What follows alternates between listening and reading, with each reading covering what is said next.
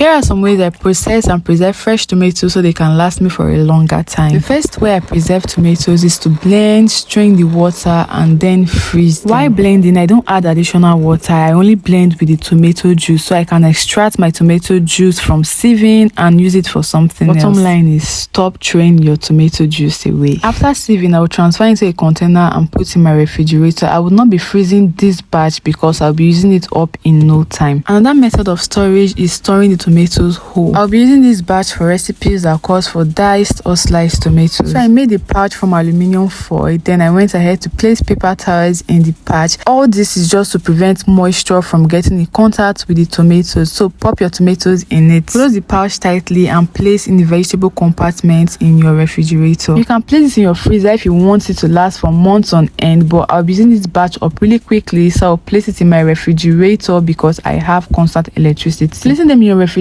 with constant electricity ensures that they remain firm when you want to make use of them. When you store them in your freezer, they last for a very long time, but they will not really be great for dicing or slicing. It is best you blend them. The other method I use is very similar to the first method. The only difference is that I roast the tomatoes to give it a very nice fragrance and taste. After roasting, allow the tomatoes to cool down before you pop in your blender. Please use minimal water so you can get a paste. You can decide to pour it in any kind of storage unit, pop in your freezer or your refrigerator depending on how long you want to keep it, or you can mold them into shape, flash freeze them, then pop them in a Ziploc bag. That way, when you want to make use of it, you just go ahead and pick them separately. I have a video on flash freezing if you don't know what it is. Thanks for watching. If you want me to explore other storage method that does not require a refrigerator, let me know in the comment section.